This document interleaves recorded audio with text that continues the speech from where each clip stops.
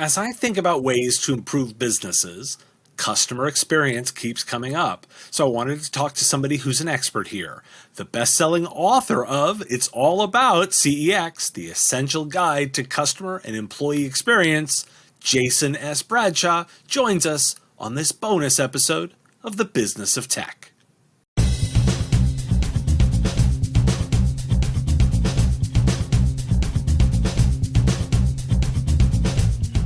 Jason, thanks for joining me today. It's absolutely great to be with you, Dave. Let's start with the easy baselining. You've got kind of an interesting path to get where you got now, and I think it's always interesting not just to read a resume or a bio, but to hear from the person. Tell me a little bit about your journey along the way and how you got into customer experience. Well, at 14 years of age, I wanted the latest and greatest computer. Now, anyone who understands computers in the 90s would understand they're not, they were great for their time, but they certainly wouldn't be considered great today. But they came with these big price tags. We complain about, the cost of the next iPhone going up, but the reality is it's still a lot more affordable than it was buying a computer in the late 90s. And so I decided to start my own business selling the exact stuff that I wanted to buy.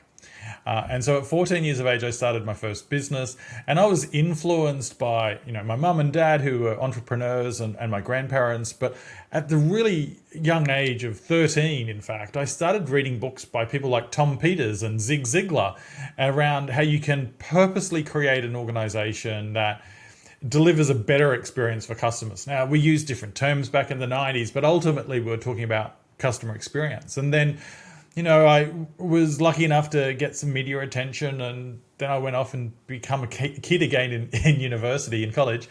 And from that moment, though, from those early days of 14, every single job I've done, even if customer wasn't in the title, improving the outcomes for customers and employees were the number one or number two goal of the role. I was Director of Procurement Transformation for Australia's second largest government organisation.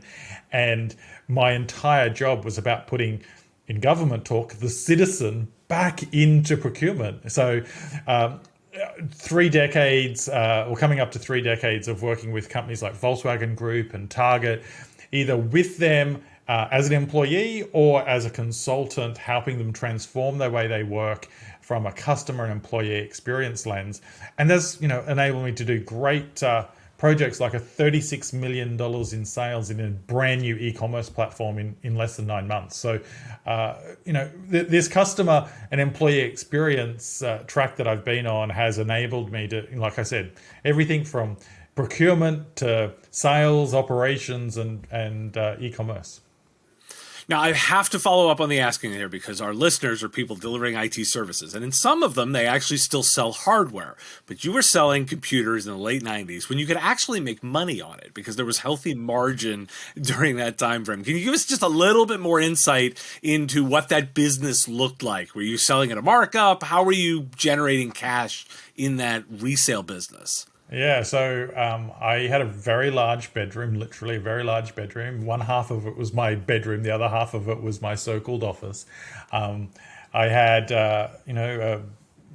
all the basics that you needed, including a fax machine, because that was what you needed. And I was buying the hardware from a wholesaler in the next biggest city, assembling the hardware in most cases myself, if I'm talking about a PC, and then selling it at 100% markup. Now, I think most people listening today would love the days of getting 100% markup on a desktop computer. But because I was bootstrapped, mum and dad were very supportive, but they, it all came because they just wouldn't give me the money to go and buy what I wanted, right?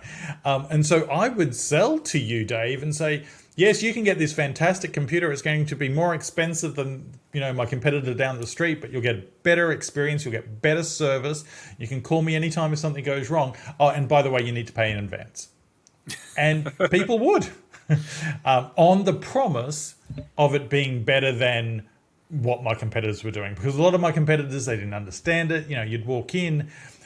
Yes, they'd have stuff you could play with there, but they literally wanted to do a transaction. Where I get that this is new, I know a little bit more than you because I've been playing with it a little bit longer. So I'm going to be with you on the journey as you set it up and how you get used to it. Well, in our parlance, that is a value-added reseller, and the experience you were adding was that resale experience. So, it that still exists in the market today, just not quite with the same margins. Now, I want to bring it around here. Let's actually dive into the area you've spent a lot of time on, and that is this customer experience. Let's start with the basics. Define it. What do you define the customer experience as? Yeah, so the customer experience is every touch point and every transaction that a consumer or a potential customer has with your brand. So, it's the first TV ad or the first letter or email campaign. It's the, picking up the phone and speaking to the service desk. It's speaking to the sales agent. The customer experience isn't just one transaction. It's that combination of each of those touch points that ultimately creates a memory. And then what do people do with memories? They either tell a story. They tell a story that it was a great experience, or they tell a different story. And that different story can be, oh, they're terrible, don't do business with them, or they're average. And average doesn't win today. So we need to always be a slightly better than average. So customer experience, very simply put, is every interaction or transaction that an individual has with a brand, with an organization. Okay, now help me separate this out from some of the other buzzwords in this space, because we always talk about customer journeys or the sales process or multi-customer touch points. Like, isn't it all the same thing, or is this something else? Look, really simply put, most of that stuff, and a lot of it is just busy work, but most of that stuff rolls up to actually make the customer experience. So, there are consultants out there that will say, if you want to improve the customer experience, let's do a journey map, which is laying out in a map type way, each time a person touches your organization. So a lot of people say doing a journey map will help you know those opportunities to improve the experience. The sales process means it can be repeated, consistent, which impacts the customer experience. So it all ultimately rolls up into the customer experience. And those buzzwords, those different tools are exactly that, tools that different people employ to try and move the needle forward. Okay. So let's try and simplify this a little bit down to like the very basics, particularly if you're talking with a company that's on the smaller side, right? A couple of your experiences are big multinational companies. They can put lots of big resources on this, but let's try and break it down to its core. If we're thinking about a business that's, say $1, $2, $3 million in revenue, it's a smaller organization, probably somewhere in between, 15 and 30 people. Like, how do they need to think about working in customer experience? It's a really simple question. Where are you causing your customers pain? And once you know the answer to that question, and look, most organizations are going to have multiple answers to that question, even if they're, even if you're a solopreneur and you say, so how do you cause someone pain? There could be a list, a very long list. So the problem is, ask the question, how do you cause customers pain? And then which one of those things, and hopefully you don't have a long list, but which one of those things on your list causes the most pain, causes the most friction?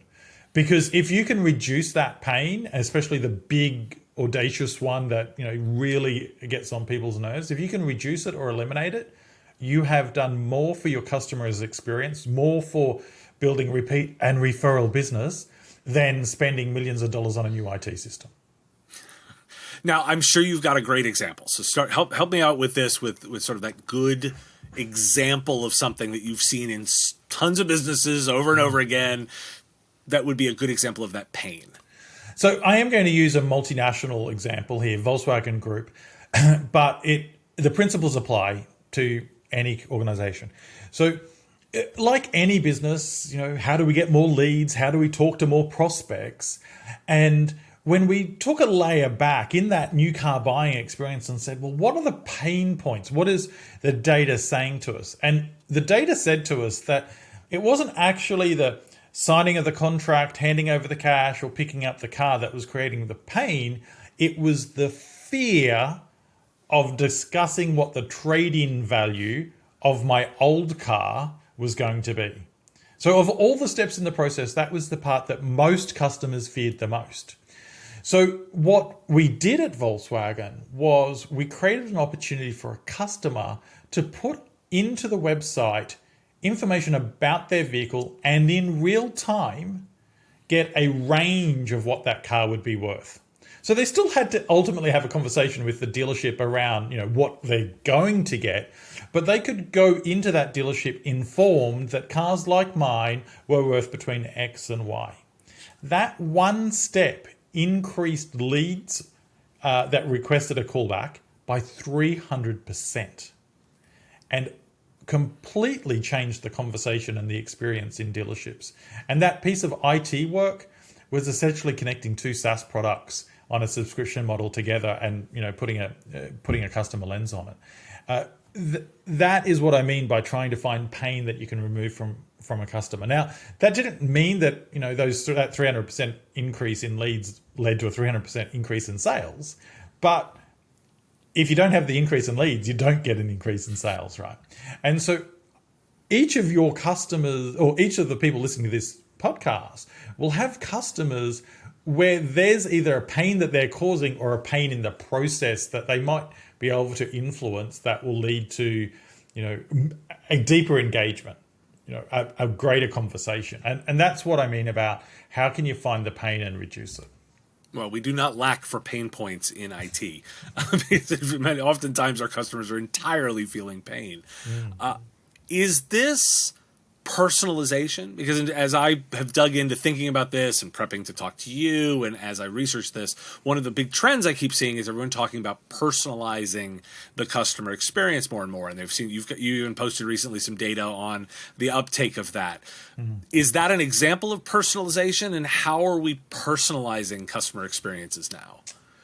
Yeah, look, personalization has been a buzzword in the industry for as long as I've been alive, I think. It's if we can, there's this perception that if I can send Dave an email that talks specifically to everything that Dave likes and doesn't like, that I'm going to have a deeper relationship with Dave and Dave's going to spend more money with me. The reality, though, is to get to that point where I know so much about you that I can send an email that feels like, an automated email, I should say, that feels like I know you and I'm listening and I'm caring and I'm adding value. I haven't met a company that's got the money or the willingness to spend the money to achieve that. And the reality is that if you get an email from Target, if you get an email from AT&T, your filter isn't automatically, these guys are my best friends, right? You know that there's a commercial relationship there. So I think personalization has its place, but not hyper-personalization where it's, I know everything about you, Dave, so it's like I know you better than your mother. Like that level of personalization in most industries, the investment doesn't deliver a return. What I would say, though, is if I know that you're an Android fan, you carry around the latest Samsung product or the latest Google Pixel, and you geek out on every Android fan site there is, then I should know that so that I don't send you stuff about Apple products. Because in that environment, I'm not adding value, I'm adding pain and friction to you. And I would say that we do that for our clients too, especially in the IT space. You have someone reach out to you thinking, that they're doing a good thing. Here's the 5 things we've done to improve our on-prem solution for X, but you're sending it to a customer that only uses SaaS products. Like, it's great, fantastic that you've done good work, but personalization, how I define it, means that you wouldn't send them that email because you're actually just adding pain and friction. You're not adding to the relationship. But if you know about that customer only using SaaS products, then the email communication should be around what great work you've done to optimize, a small business's SaaS operations so that it actually is relevant. So for me, personalization doesn't need to get down to Dave's favorite color is black and he's an Android fanboy and it's, well, Dave likes Android and he is, in this tech space, so he's probably going to be a little bit more interested in detailed stuff versus, Mary or Adam that just buys the new phone when their contract expires, right? So you don't spend your money personalizing to the level that doesn't add any return on investment. Well, the pain reduction angle is really interesting, but I want to ask, because you brought it up in sort of the brand emotional value. And while I agree with you that, somebody like a Target or somebody like you know what you're getting into, people do have emotional responses to brands. So, and for example, in your case, you tried to peg me as an Android. I'm actually an Apple guy, right? I'm actually something of an Apple fanboy, right? So I have an emotional response with the company. I would note that I'm like a Sonos fanboy too, right? Like they're a product that I do get a lot of enjoyment from, right? From that perspective. How much is that portion of like an emotional relationship of a brand related to what happens with customer experience? Oh, it is 85 to 95% of it, because the customer experience that is what's initially creating that value connection for you. I was on a Disney cruise ship early in September when Apple held their annual iPhone announcement event. I made sure I had Wi-Fi in my cabin room so I could watch the announcement, and so I spent money to spend money. So Right. I understand, but the very first time most people buy a product, whether it be Apple or Android, they might be enthused by what they're buying because of the promises it sells, right? It's going to be the latest. It's going to make me look cool. It's going to do all these things that the advertising tells me about and the media hype tells me about. But it's only when the customer experience delivers on that hype and continues to deliver on that hype that we start to build this emotional connection. So I would argue that the very first time you had an Apple, your very first Apple purchase, it may have been exciting, but it was the start of you becoming a fanboy, when every time they made a promise to you, the promise was met or exceeded. And then, you invested more of your time and energy with them. And again, you had success. So, we get these emotional connections to brands, to people, when we see that we, that first of all, can trust them, which happens through being consistently delivering on our promises. And then that the way that they operate and act reflects, our values. Our friends typically are not completely opposed to everything we believe in. There may be some differences, but they're never completely opposed to it. And it's the same with the brands that we absolutely fan on, because we've built trust over time, and by being associated to that brand, we see it as an extension of our values because they represent, what we believe in.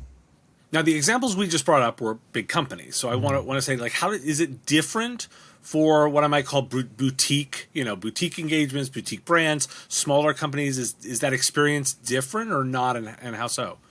No, I think that it's the path is the same. The opportunity is much greater the smaller you are, because you tend to have more real relationships. Apple's communication strategy is 1 to millions. They're not thinking about influencing people in Pasadena. They're thinking about, how do I influence a nation to buy my products?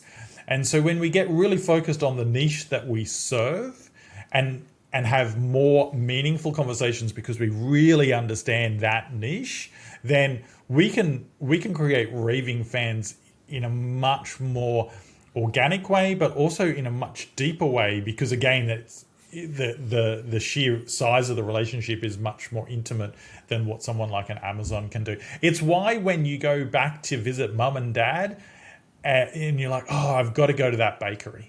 Now that bakery, even if that bakery is part of a multi-store franchise, it's something about that bakery, the memories you had at that bakery. The owner that was been there since you were a 5-year-old, and mum or dad used to take you there for the donut, right?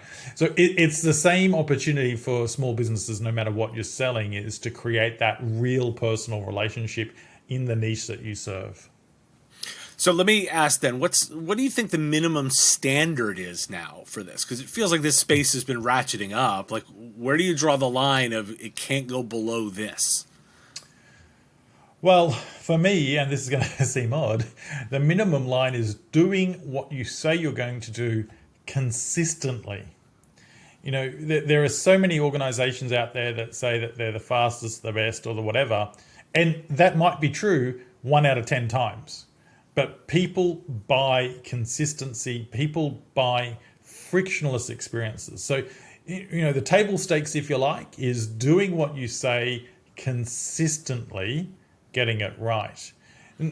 That is absolutely the way just to keep people in this average mindset. Yes, they do what they say they're going to do. I'll keep doing business with them because I trust that they're going to do something with me. What we want to do, though, is to elevate people so that they not only trust us, but they're willing to say, this is the place to outsource your IT to. This is the place to do business with, because they understand me, they deliver what they say they're going to do, and then they find ways to create value. And so what's the biggest mistake they often make? They get excited, they think they're going to work on this, and what's that biggest mistake they always make getting started? Most organizations think the pathway to delivering a raving fan is to underpromise and overdeliver. Now, if you're Five Guys and you're giving people a few extra fries, then that probably is a good thing. Not too many people are going to argue about getting a few of their few extra favorite fries. But if you're selling a fire truck, for example, and you tell someone that's going to arrive on July 1, but it actually turns up on May 1, well, that can be disastrous because maybe the fire company had to build an extension to their building to be able to house the fire truck. Maybe they haven't hired the people to be able to, the extra people to actually put that fire truck to use. Maybe they haven't disposed of the old one. It's an extreme example, but by over delivering on our promise and not communicating, shifts and things, that in itself can create pain. If suddenly I've got this big truck that I have nowhere to park, that's a pain point that could have been avoided if I delivered on my promise that it was going to be delivered on the 1st of July. So don't look for ways to over-deliver. Look for ways to deliver consistently first and then add value.